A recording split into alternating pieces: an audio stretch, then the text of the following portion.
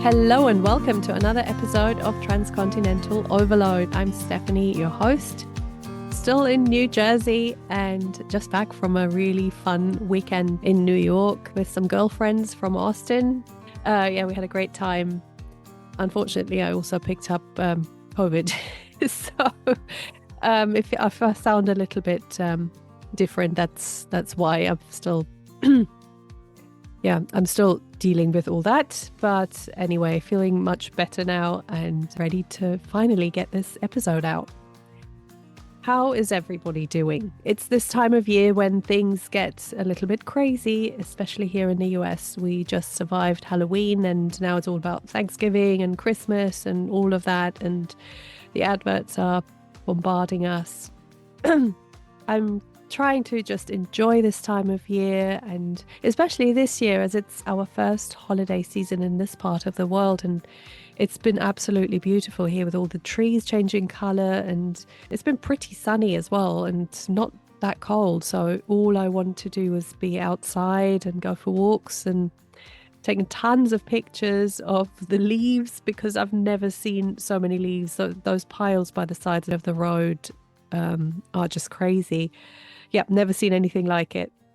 It's quite similar to Europe in terms of colors and weather, but honestly, the amount of leaves is just ridiculous. Clearly, I haven't been going outside this last week. I've just been in bed, but I'm hoping to get out there again very soon. And anyway, back to the podcast. Today, we're traveling east. My guest is Taro, a photographer who grew up in California and is currently based in Kyoto, Japan. You might be able to tell from his name that there is some Japanese heritage in his family, and that's basically what prompted him to move to explore his roots. We talk about what that was like for him, what it feels like to be a foreigner in a country that is quite familiar, all of that, and then we talk about how this move inspired his photography, which ultimately led to a book called In Kyoto, which is a collection of over 80 color photographs, which will actually be published in the next few weeks. I can't wait to see it. The few pictures I've already been given access to are beautiful, and I will share them on my Instagram and Facebook. So if you're thinking about Christmas presents, just throwing that idea out there. Talking about Instagram and Facebook, yes, you can find me on Instagram, I'm Overloaded Steph, and on Facebook, just find Transcontinental Overload. All the links are in the show notes. And of course, I've put all the links to Taro's website and where you can contact him, where you can purchase the book, and so on. All that's there too. But now, without further ado, let's listen to Taro's story. Hi, Taro. Welcome to Transcontinental Overload. Yeah, great to be here. Thanks for having me. Should I say good morning or should I say good evening? Tell us where you are. So I'm based in Kyoto, Japan. It's morning for you. It's 9:30 Friday night for me. So yeah, I'm living here in the future. Yeah. Fantastic. And thank you for sacrificing your Friday evening. Oh, no problem. Okay, so Tara, so you grew up in the United States. Yes, I did. You moved to Japan a few years ago. So let's talk about that. Where did you start out and what made you decide to move? Tell us about your background. Yeah, absolutely. So yeah, I grew up in California. I'm from the San Francisco Bay Area, Santa Clara, if you're familiar. I lived near Palo Alto for a while, so yes, very No familiar way. with the area. Yes. Oh, very cool. Yeah. Yeah, We 6 may have. years. Uh-huh. Okay, 6 years. Oh, that's a long time. We may have crossed paths at some point, huh? Probably, So yeah, I grew up in the Bay Area. You might be able to tell by my name. Taro is actually a Japanese name. It means fat boy in Japanese, actually. um, How do parents get to call their kid fat boy? I mean, so yeah, it means fat boy. It's also a very common name for like a firstborn son. it's kind of the stereotypical Japanese name. Um, a lot of like say you're filling out paperwork, right? It's like the example names, like something something Okay. Taro.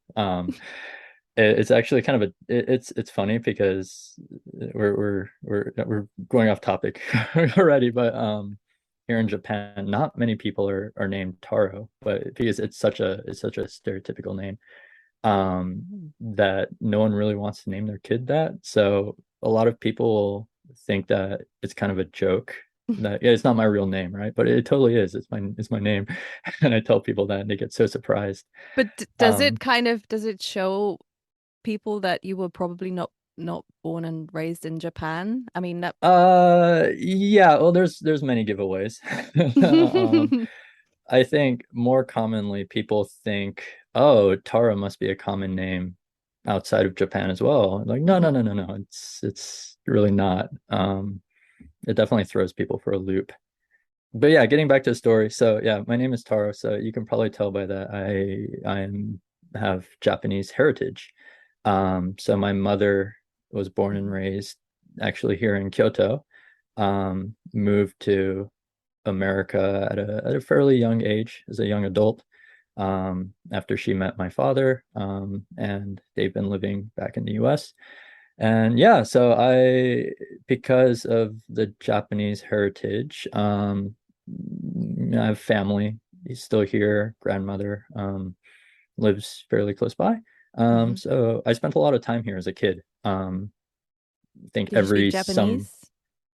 yeah, as a kid, I was able to speak Japanese. And then I kind of stopped using it as I got older. Hmm. Um, to the point where my family here would say, "Oh, your Japanese really sucks." Um, and I guess coming back here, I picked it up again Hmm. quickly afterwards. But I definitely grew up in a very Japanese speaking environment, I guess you could say. Um, my mother would often yell at me in Japanese, right? I say a lot, but it's if you speak multiple languages, it's so much easier to get upset at someone in your native language, right? Like, I I totally empathize. I my kids. So I'm German, and so my kids. I tried to also raise my kids speaking German, and to up to a point quite successfully. And then, like as you said, as you get older, you kind of stop doing it, and it kind of becomes mm, this thing that you don't. Depending on the kid, some kids are more into it than others, but switching languages for various different occasions is very familiar to me. So I actually yes. found it easier when I was upset to speak English with them and to Oh, like really interesting. be really kind of stern. And so, yeah, so really interesting because people always say, oh, German, that's perfect for yelling at people. And I'm like, well, no, to me, it's kind of this is my nice language, my kind of, cozy, Oh, that's loving interesting. Yeah. language. And so, Hmm. but just having been exposed to both languages I think it's such at a young age Yeah. has such a big influence, even if you don't Yeah, always absolutely. speak it or maintain it that well. But I think it's just a different way of upbringing. Oh, absolutely. I think as a kid, because I was around a lot of Japanese, I didn't really realize what language I would be Yeah. speaking, right? I didn't know the difference, Hmm. which is kind of weird. But and then obviously going to school and things like that back in the US, everything is in English, so you kind of learn to adapt to that, and I think Hmm. that's where you kind of lose a little bit of the other language. Yeah. But and even if you forget it, I think it's still the seed is still there, right? Yes, So exactly. it comes back very quickly. Hmm. Yeah, so getting back to the story. So what was I saying? We I spent a lot of time in Japan as a kid. Pretty much every summer vacation through like elementary school. I was spending time here. and it almost kind of felt like a second home, Hmm. in a sense. And obviously then I got older, started spending time doing more sports and things. I was a competitive swimmer as a kid. And you can't really spend months away from home when you're getting involved in all of that. So the trips to Japan kind of faded away as I got older. Eventually I went to university. I was working in the US for a couple of years as doing like digital marketing, things like that. But I think deep down, I kind of had a desire to Hmm. go back and actually try experiencing life in Japan. Hmm. And yeah, after a couple of years out of university, I decided I was just going to do it. Actually, what had happened is a couple of years before, my grandmother was getting quite old at that point, and we're kind of worried, she might not be around that much longer, so you should go Hmm. and visit. And so I took a trip out here, and I kind of like rekindled that Yeah. desire to want to be here. My grandmother's still fine to this day. She's very talkative. Um, so yeah, but yeah, that rekindled my desire to be here. And I quickly found a teaching job. One of the easiest ways to get into Japan, as a foreigner, is teaching English, which I imagine is the same for a lot of Asian countries. And yeah, found myself over here. I do photography kind of on the side. My day Hmm. job is still, I don't actually teach, but I'm very much involved in that Hmm. world. Um, and yeah, that's kind of the very brief The version of gist of it. So yeah. you say you going to Japan as a foreigner. Mhm. Um, did you have a Japanese passport? Um, Yeah, as a kid, I had a Japanese passport. mhm. Japan unfortunately does not let you keep two citizenships. Oh wow. Um, Okay, it's one of those yeah, countries. Hmm. it is. I think the rule is at age 20. If Hmm. you could, as a child, you can have Yeah. multiple, but at age 20, you must decide if you're going to be Japanese Hmm. or something else. Um, And this is and regardless of whether your parents are American and Japanese. So yes, you okay.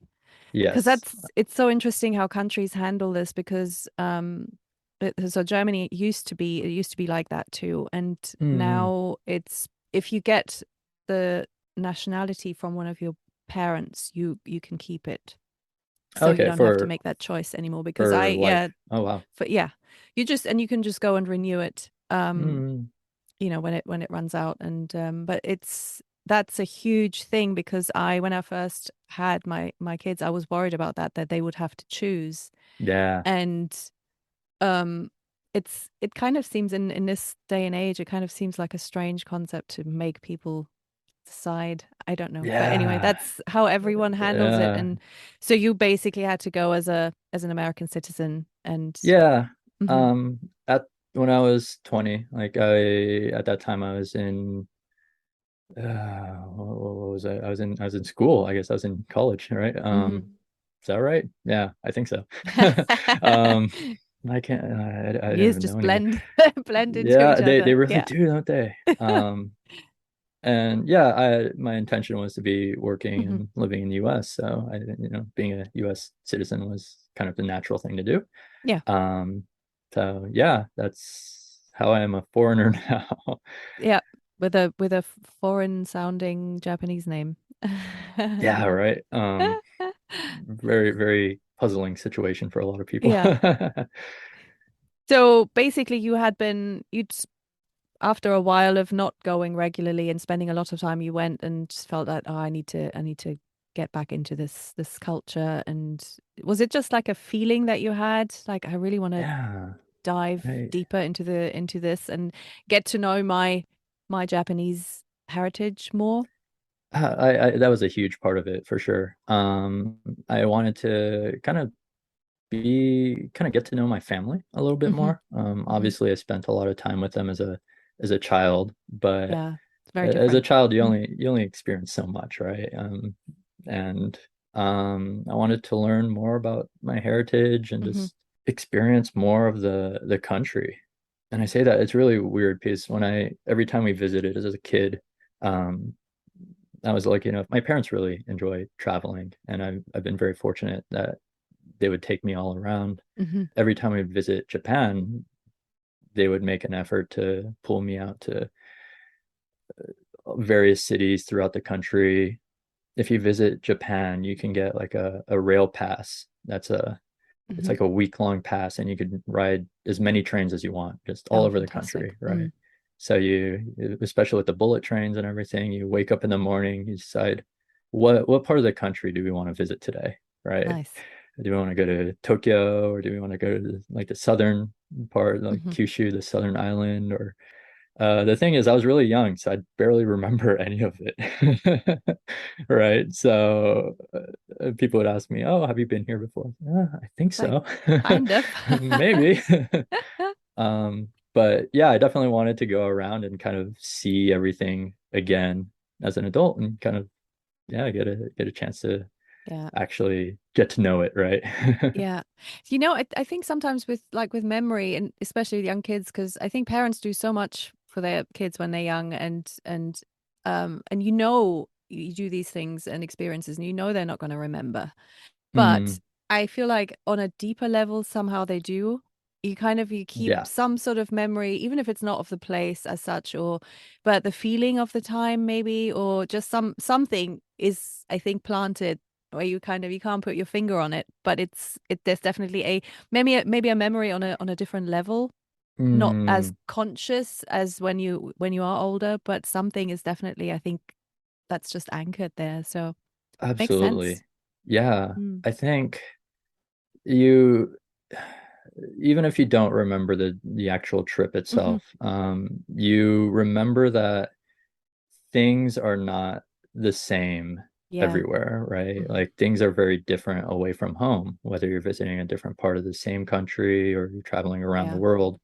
The people are different, the places are different, the food is different, the culture is different. And I think you retain the knowledge that things are different outside of where you live.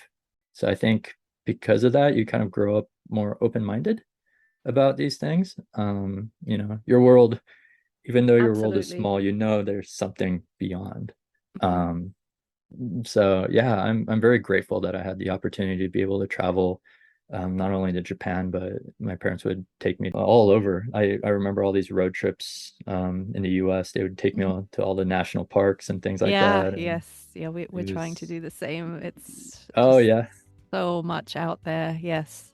yeah, the Yeah. US is great for like outdoors and Well, just that's the I think vast expanse of hmm it, right? Like, I mean it's my favorite thing about the US, I think, that yeah, that the I, space and the parks that are accessible and mhm. I would argue it might be the only thing America does really right. um, You said it. Yeah. that Yeah, no, it's that's I mean, no, absolutely. it's yeah, Mhm. I mean, America has a lot of great things to it, but that's probably my favorite part of it for sure. Yeah. Yeah. Okay, basically you decide to go, you got your job sort of sorted out and you get there. And so what was it like to start with? I mean, because you must have had some expectations in some ways, and how mm, did it feel to actually move and then be like, "Oh, this is it now. I'm actually living here." yeah. Well, at first, I think, yeah, it was very exciting for sure. It's like, oh yes, I finally get to do this. This is Oh, and a big your mum step, right? must have been really happy, or your parents anyway, to Yeah, yeah, I think they're excited. My parents they've always been very supportive of everything I've wanted to do. I've been very fortunate in that regard. And I think they would have been happy no matter what I chose. But my mom was definitely like, I think deep down she was like, oh yes. Um, Hmm. yeah, plus I get to connect more with my Yeah. family here. That's definitely, I think everyone was excited about that. And probably kind of a Um, nice start to, you already know a few people, even if, they might not be friends, they might be family, but at least you oh, have like a 100%. starting point. Yeah. So the company, when you come in as an English teacher, typically what happens is they will bring in a bunch of new foreign teachers, Hmm. kind of all at the same time, and everyone would train together. They would spend like a couple of weeks, everyone all Yeah. together, just kind of practicing everything, getting to know the culture a little bit, and so it's a whole experience. But I was thinking like most of these people, they some of these people have never even been to Japan before, and a lot of these people, they've never even left their home country before. It's like this must be such a difficult thing. Like I have my family. I can go Yeah. and like if I need help with something, I can just call them up and but everyone else, like there are people who have like they've got no friends, no family, Yeah. don't speak the language. It's like that must be really challenging, right? And it is a very different culture. I mean, I kind of always feel like, well, from the US, people going to maybe the UK or Germany or places like that, it's yeah, there's a lot of new things, but Mm, the culture is probably not as different. So, I would say that there's almost nothing in like culturally it might be the polar opposite from the US at least. hmm. It's vastly different. Yeah. Can you give an Even example? what's a Japan is a country of there's so many I don't want to call them rules, but socially there's so many specific ways that Yeah. you do things. And I'm talking about very like everyday things. Like for example, the when you step on an escalator, you stand on a certain side. Um, and then the people walking will walk up the other side. Hmm.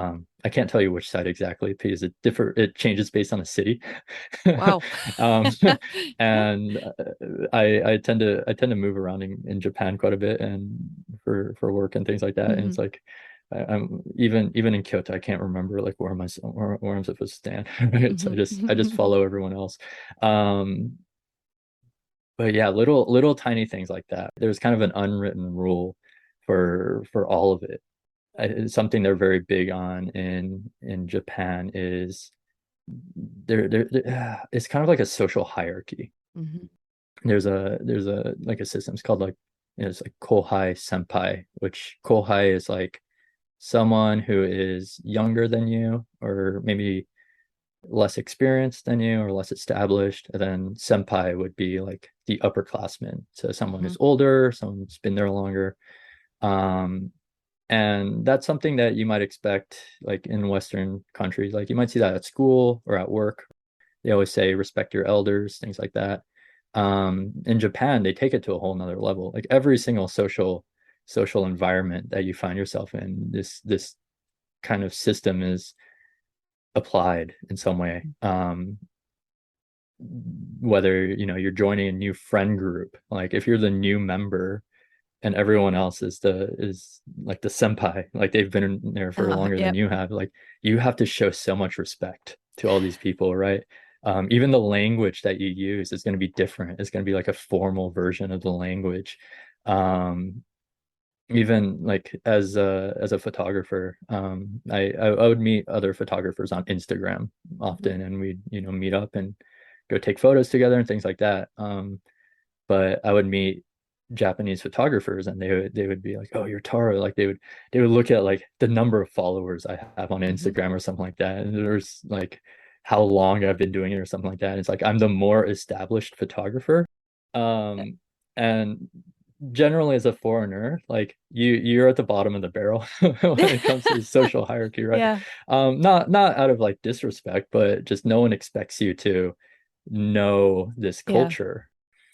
And so like people would be respectful of me. I'm like, no, you don't have to treat It's, me like it's this. You like I could don't treat me know normal. And then anything. yeah, Yeah. exactly. And then Uh, and then they would kind of like have a nervous chuckle, be like, and but they yeah. could they keep doing it afterwards. And it's like, you don't have to. But it's so ingrained Yeah. I guess into that's their culture mm, that it's when you automatic, right? grow up like that and it's just it's not Yeah, even they don't absolutely. probably don't even think about it. It just comes naturally. It does. Yeah. I think that's probably one of the more shocking Hmm. things to me when I first came here. Especially as a kid, kind of visiting, spending time with family and Yeah. stuff like that. It's very different from actually working and living in in a different country. Like you see it in the workplace, obviously. Um, when I was teaching, I would work with kids a lot. And you even see with the kids, Hmm. especially with different grade levels, is very interesting to me. So it's probably that's probably quite nice to observe because they kind of teach you in the process, right? While observing the kids, sometimes you pick up on. That's at least that's Oh what I yeah. felt when I was teaching in elementary school. I was teaching art for a little while, Okay, and yeah. I found it really educational for me sometimes what they would say and how they would say or explain things. And because they're kids, you just ask them, the more innocent questions that you'd feel kind of silly asking the Oh yeah, grown-ups. absolutely. So you'd be like, "Oh, so how do you do this Halloween thing?" And then they would You be really open and I'd be like, "Ah." So I found it really useful to Yeah, you could almost explain pass it to the off like kids. a little quiz, right? Yeah, So how do exactly. you So let's just they think I pretend that I don't know, but I really don't know. So yeah. Yeah, absolutely. I think because I got to work in elementary schools teaching Hmm. English as well. And, if there's any place where you're gonna learn the culture, like Yeah. the school is that's like the cornerstone of society, Yeah. right? That's where the culture happens. Yeah. And that's where the teachers will teach that to the kids. And like this is how you act, this is how we do things. Yeah. So absolutely, yeah, getting to witness all of that and to even take part in a lot of it was very, very eye-opening. Hmm. Yeah, it's kind of fun learning it along with From the kids themselves, right? yes, it's exactly that. So how long did it take you to feel just like I'm really settled here? I feel completely normal and nothing is shocking me too much? Or is it still happening? Yeah, I would say there was never a certain point. It's kind of just like it was very gradual. Hmm. Yeah, I mean, I'm still learning things to this day. I think day-to-day life, yeah, Yeah. I'm fairly comfortable, right?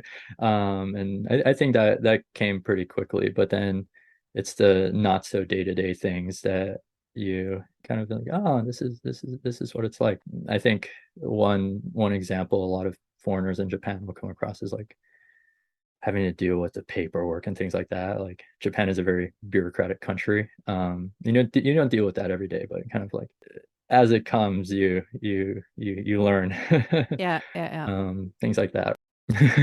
Anything that really, really surprised you?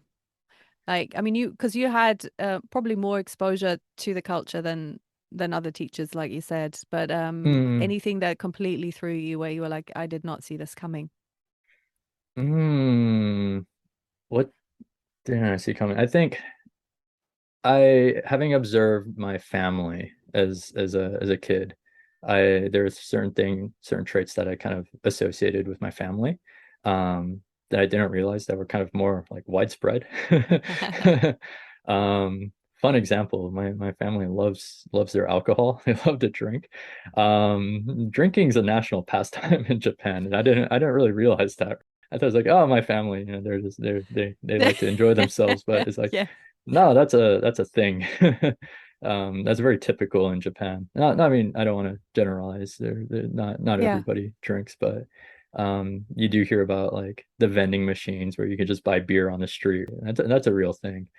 Um, working at schools, oftentimes the kids would have like art projects and things like that, right? It's like, okay, you have to bring in cans. You have to bring in cans so we could build something out of Hmm. cans at school. And half the kids would just bring in giant trash bags full of like beer cans, right? I'm like, I'm like, whoa, this would never fly in America. Oh no. Like this, Social services. yeah, Oh, exactly. uh, I'm like, I remember going to I was at a Denny's, getting lunch one day, and table next to us there's a family. There's like, you know husband, wife, two, three kids. It's lunchtime and the dad's just getting smashed, right? That's normal, like no one thought anything of it. I was like, yeah. wow. Maybe um I don't know, maybe it's the US is extremely uptight about all that. I mean, I grew up in Europe, so Is it fairly open in people are Europe? definitely more relaxed about drinking at lunchtime and things like that. It's not, Mm. it's you can drink in public, whereas in the Mm. US you cannot, and Yeah. it's just yeah, it's this whole different attitude. So Oh, yeah. but yeah, Um, in Japan, so from what I have heard, mhm, and is also in when it comes to doing business, that plays a mhm. big part as well in going out and Yeah, you see it a lot in like how would I say it? Like a boss, someone like someone hmm higher up in the company, yeah. especially on like a Friday night. They want to go out and they're gonna make all of their all of their staff members like go out with them. I that definitely happens. I don't think it happens as much as it used to. I think it's something that's settled down a little bit. hmm They're much more open to, okay, if you don't want to go out and drink, that's okay. You don't have to do it. um I've been at work related drinking parties, and it's like, if you want to drink tea or water or something like that, that's totally okay. No one will frown upon you for that anymore. I think it might still exist in some places. Maybe Tokyo comes to mind. It's a much more like hmm a big, business centric city. But yeah, that's definitely a thing that that has happened in the past. It's good fun. You're out around midnight and you see yeah. the drunken Japanese salaryman, stumbling around on the train. It's a good time.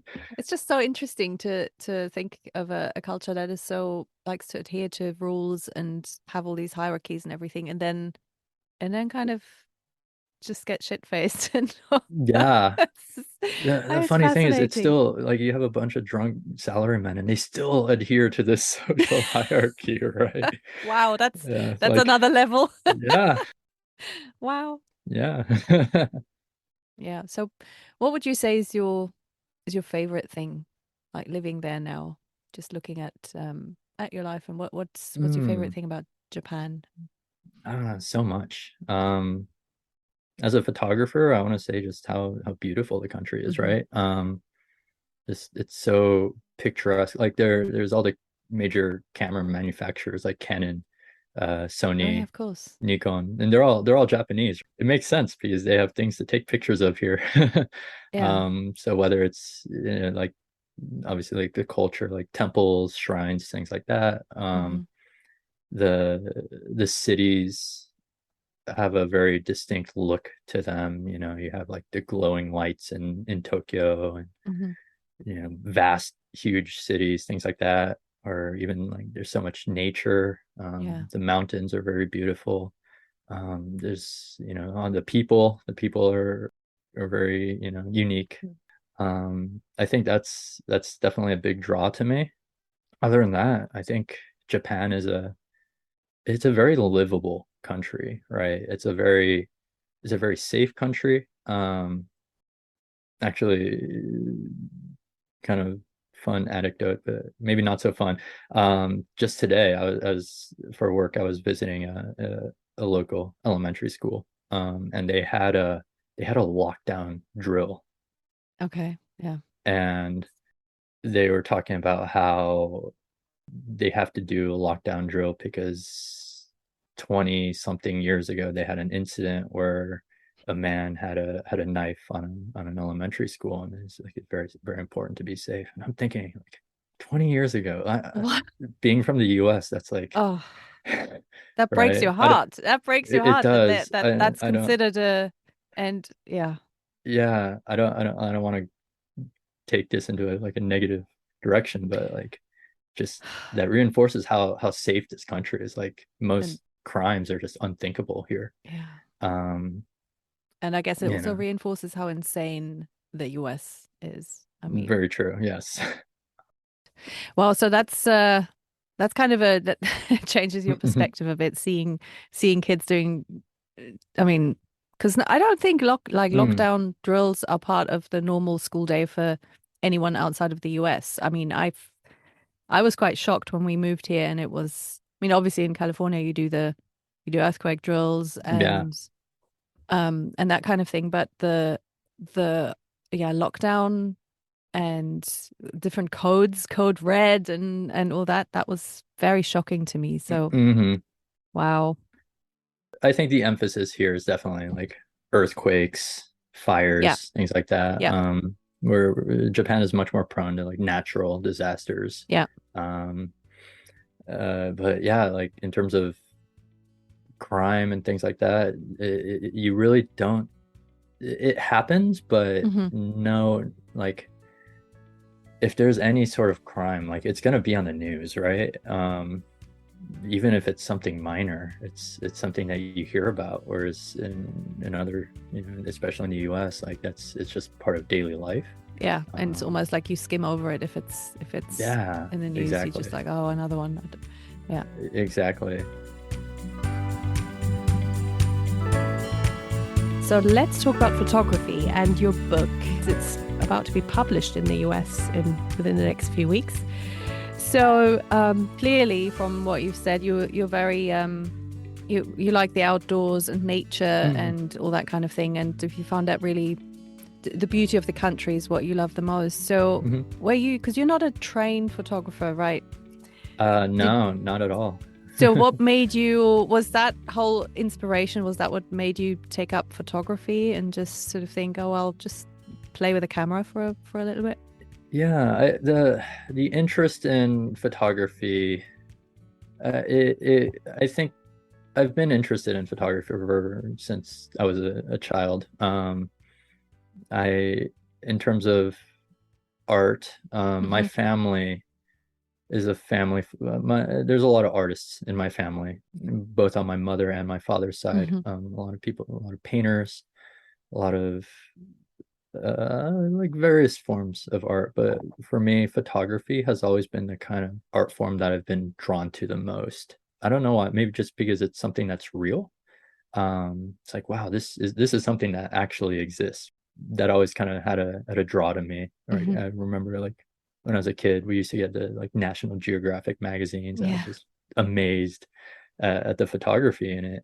Um, I took a couple of photography classes in high school. So kind of did it on and off a little Hmm. bit. And then I think before moving to Japan, that's when I really started getting into it. And then coming here, I wanted to use it as a way to kind of show my journey to, friends and family back home, right? Um, but it kind of grew more into just a passion, and something that I really enjoyed. I found myself enjoying a lot. Hmm. And And it's yeah, I yeah. think take I mean taking photos of places is it's such a nice way of connecting and send, because it's so easy to do. You take a picture, you send it to friends and family, and they know exactly where you are and all that. So it's in a way it's much quicker than writing about it and Yeah. or sending a message. But it's just but then I mean there must have been something where you're like, okay, I'm just gonna do more of this. And did you take additional classes or just spend more time doing it? I just spent a lot of time doing it. Basically, Yeah. every free moment that I had, I would try to get out with a camera.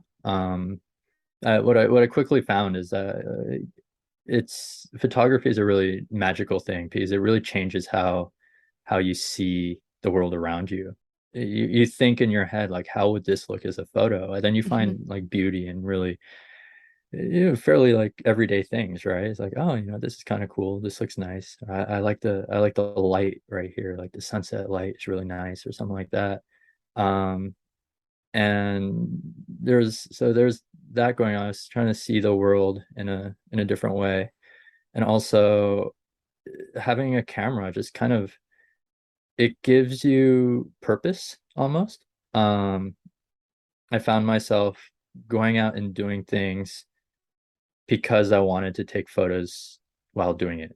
So I found myself exploring a lot more than Hmm. I would. I found Hmm. myself meeting people that I wouldn't have otherwise. It became my excuse to go out and kind of Yeah. explore the world around me. Yeah, it makes Um, total sense. yeah, it so it was really transformative in kind of how I lived my day-to-day life.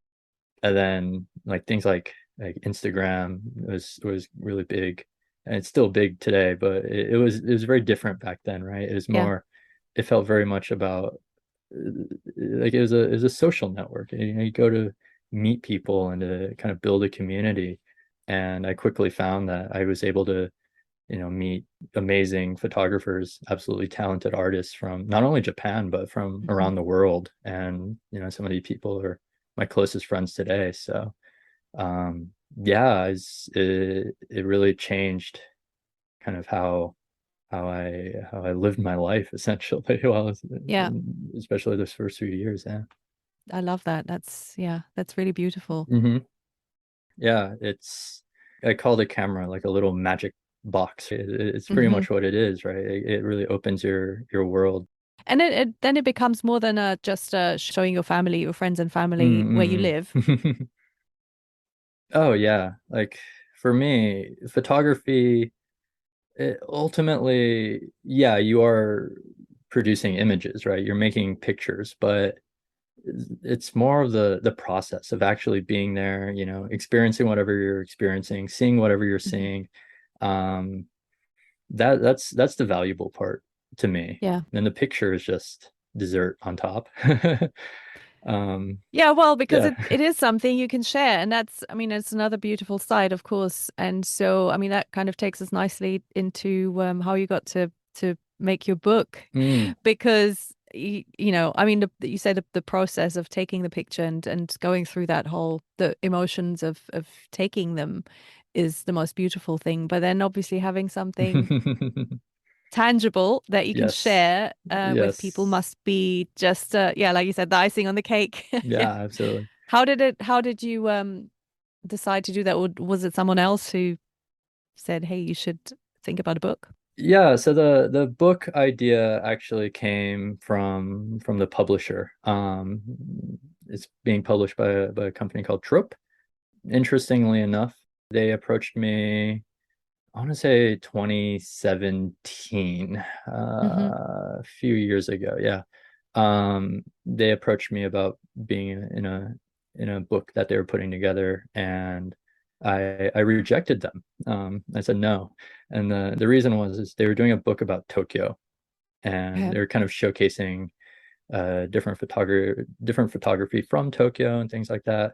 And at the time, I was getting a lot of messages, especially through social media, people visiting Japan and saying, "Hey, I'm in Tokyo for a couple of days. I'd love to grab a coffee," right? And the thing about Japan is I live in Kyoto. Um, Kyoto and Tokyo, they're two cities. They're not that far apart, but it's a 3 hour train ride, right? It's not so much like, hey, let's grab a coffee. It's like that's an expensive coffee.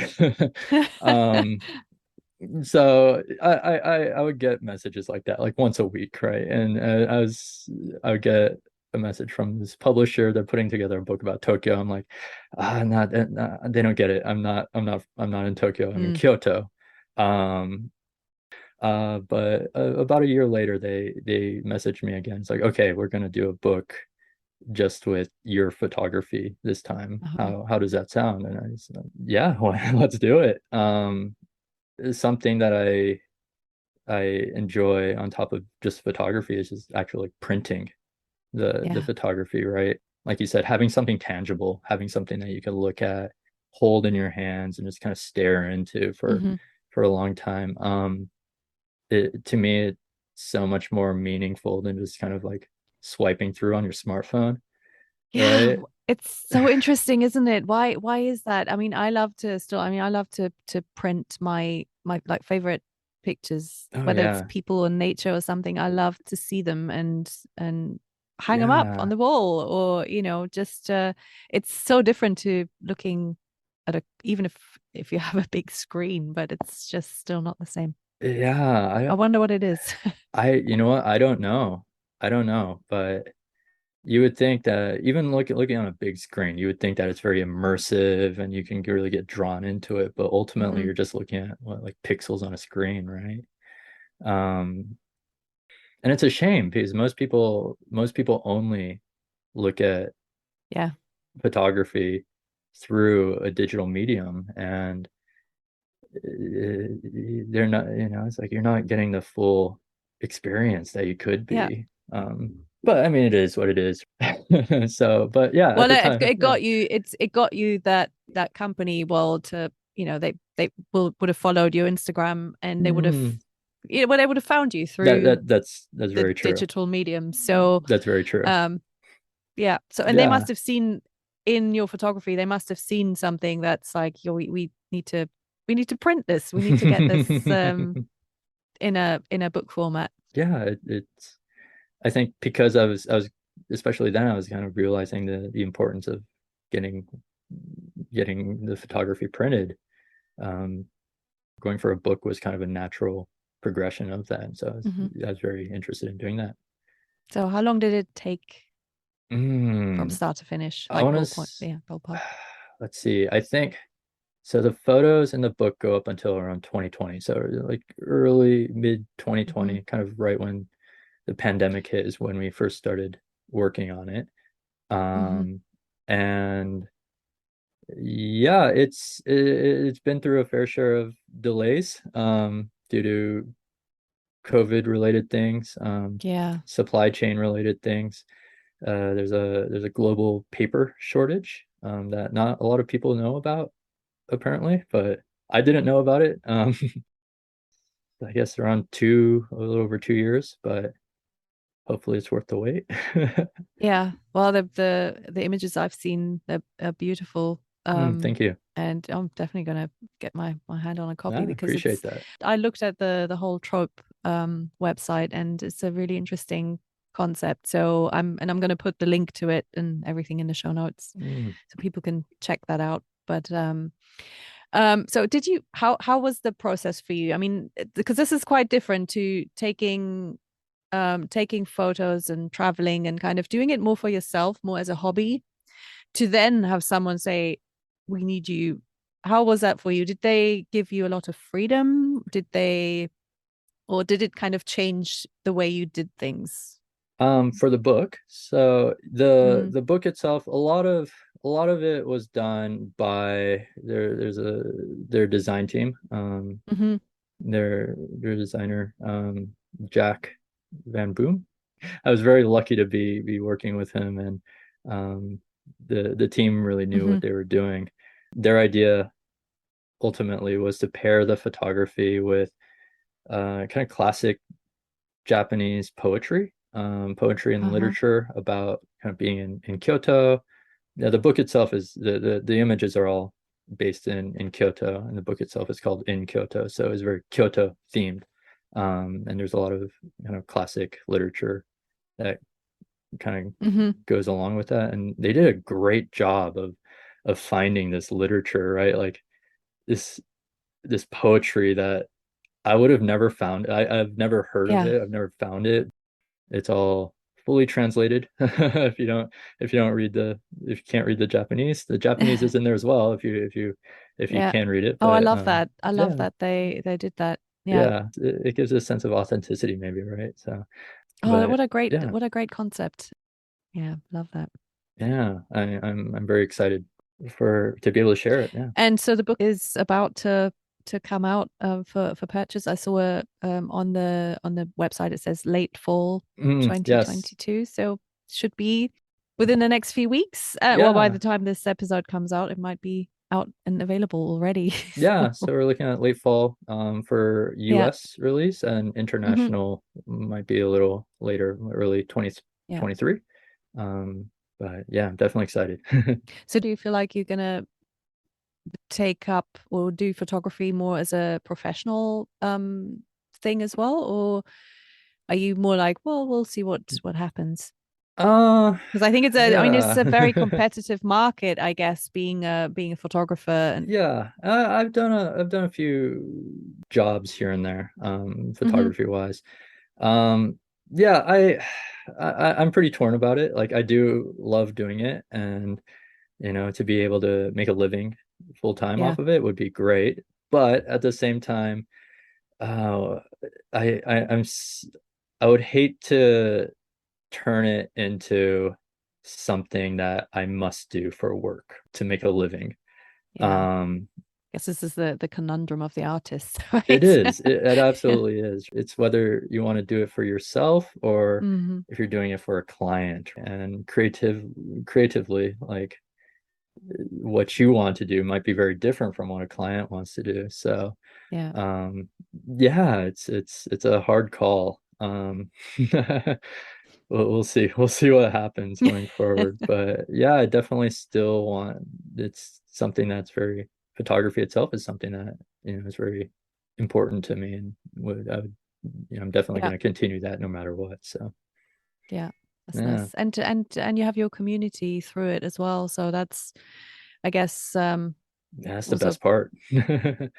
All right. I think like exactly. the people that I've come Hmm. across along the way, I think that's the So any plans to maybe do something in the US? I mean, you were talking about national parks. yeah, I I think because of COVID and things like that, right? Everyone is not going out as much. People are finding things to do. And So also, I guess Japan, because Japan was pretty, or still is pretty severely mm, limited with in terms of entry and yeah, actually, as of 3 days ago, the country is now open for travelers. So that's exciting. But yeah, COVID was never huge in yeah, Japan. We never had a caseload that was that overwhelming. But you definitely notice it every day, right? Like everyone's wearing a mask, social distancing, at least in the beginning, was a very big thing. And I think a lot of people, myself included, kind of wanted to get away from the cities a little bit. So yeah. we kind of ventured more outdoors, more into like the mountains and just all of the nature that Japan has to offer. Yeah, with all of that, like I think my photography since then has kind of drifted a little bit more into like outdoors, nature, things Hmm. like that. Yeah, plus I think creatively, like I keep saying that word, creatively. Friday night, I Are can't you, talk. are, are you, do you feel like your English is deteriorating because of Japanese? uh, I I use a lot of English at work, so I Yeah. think I'm relatively safe, but I'm just not good at talking in general. There's a reason that I'm a visual artist, right? Um, yeah, so creatively, I've kind of like drifted in more of that direction, and it's good to switch things up once in a while as well, right? Like if you're Yeah. taking photos of cities, if you're doing things kind of in that environment, like doing something totally new, I think keeps you fresh. I think that's kind of the direction I'm headed in at the moment. So in terms of doing things in the US, I would absolutely love to. So in terms of living your life, do you see yourself just staying in Japan, or do you feel like you might go somewhere else or Hmm. back to the US? That's the $1 million question, right? Yeah, like I love living in Japan. It's like I said, it's such a beautiful and livable country, and but at the same time, like I would like to expand and explore more of the world around us. I feel like there's so much to see, so much to do. Mhm. There's too much to see, too much to do. We Um, only have one life. Yeah. yeah, it's unfair. Um, yeah, so yeah, we'll see what happens. Yeah, It's been really, really fun talking to you. And yeah, likewise. so I've got two more questions, Yeah. final questions I always ask. So if you took a look at yourself now compared to 7 years ago, what would you say is the most Japanese thing about you that you didn't do, that didn't see before? Hmm. This is gonna be a really strange answer. And I don't know if it's Love it. what you're looking for, but I almost exclusively eat potato chips with chopsticks now. And before your listeners say anything, like try it before you knock it. Like it is the superior way to eat potato chips. That makes so much sense. It's You great. don't get greasy fingers. Yeah, like think about whenever you're eating chips, right? You're probably doing something else. Like it's a snack food. You eat Ah, it while you're working on a computer or something like that, but you lose a hand, right? yep. Because yeah. So Yeah. I Oh, encourage everyone wow. to try that. It will change it might change your life. Maybe That not. is, I love this answer so much. It's kind of mindful eating Yeah, for right. something like, yeah, like you said, you just cram it in when you're distracted and doing something Yeah. else. And I Wow. the first time I noticed people doing that here in Japan, I was like, Uh-huh. it's like, what are you doing, right? You don't do that. That's not right. But then they're like, what do you mean? Like this is the only way to eat potato chips. And it's like, Yeah. oh, okay, let's try it. And like you don't go back. Very good. And finally, I mean, you must miss some aspects of living in the US. Mm, And you must feel some sort of homesickness from time to time, yeah. especially during, during COVID and not being able to Yeah. leave and all that sort of thing. So Mhm. is there anything that you do to help you through that? Any recipe, any food, any tradition, anything? Mm.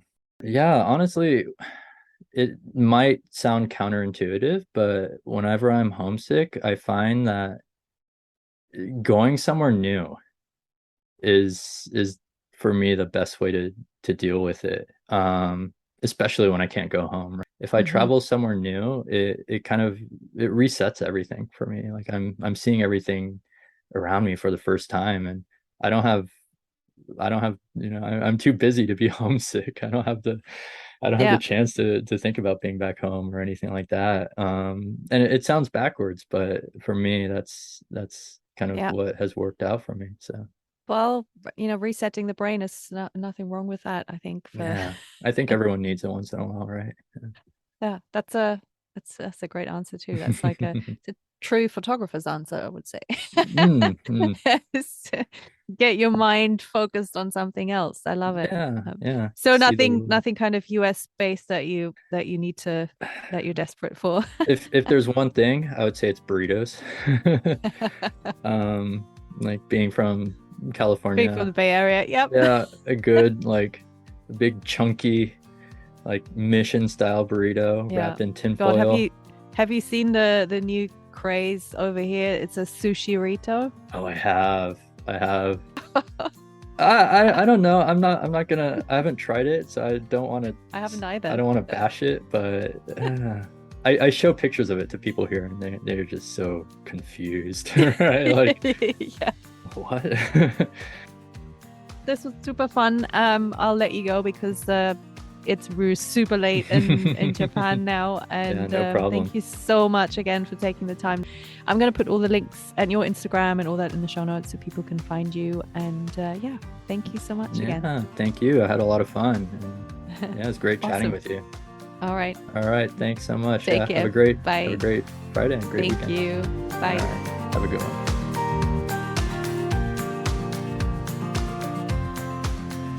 Well, if you're anything like me, you've already got your camera or your phone ready while you were listening to this episode. I love how Taro explains his journey from taking pictures for friends and family back home to then discovering how much fun it is to discover his new surroundings through the lens of a photographer, and how that's changed his perspective and also how it's just helped him build a life and venture further and of course create a community, which is something we really need to do when we move to a new country, something so valuable for an expat. So I love how this is a perfect example of how a hobby or a passion can help you feel settled in new surroundings and feel connected in a new place, and who knows, maybe kickstart a new career. Taro's book is available for pre-order. I just checked the website. There's no definite date yet, but anyway, check out the Trope website. It looks like they have some amazing artists on there, and they also have prints of Taro's photography available for sale. And then I also wanted to mention a brilliant book that just kind of was lurking at the back of my mind when I was talking to Taro, and we didn't talk about it during our conversation, but I just wanted to mention it. It's, of course, Erin Meyer's The Culture Map, which I can recommend to anyone, not necessarily just expats, but it is kind of a business book, so it's for business people. But I feel it's so interesting just for anyone interested in other cultures, because it really breaks down how we differ, and just that sometimes it's just very subtle differences, and sometimes they're more extreme. And she just explains it all with diagrams, and it's like very logical, but it's just so fascinating to me anyway. Again, Christmas is coming, so go check it out. I've put a link in the show notes as well. Okay, well, I think I go and save the rest of my voice. That's it from me for today. I need to go and drink some hot tea and honey. Stay safe out there. Don't forget to take a break from time to time. Pause and maybe snap some photos, look around you, take a deep breath. You got this. And yeah, see you next time.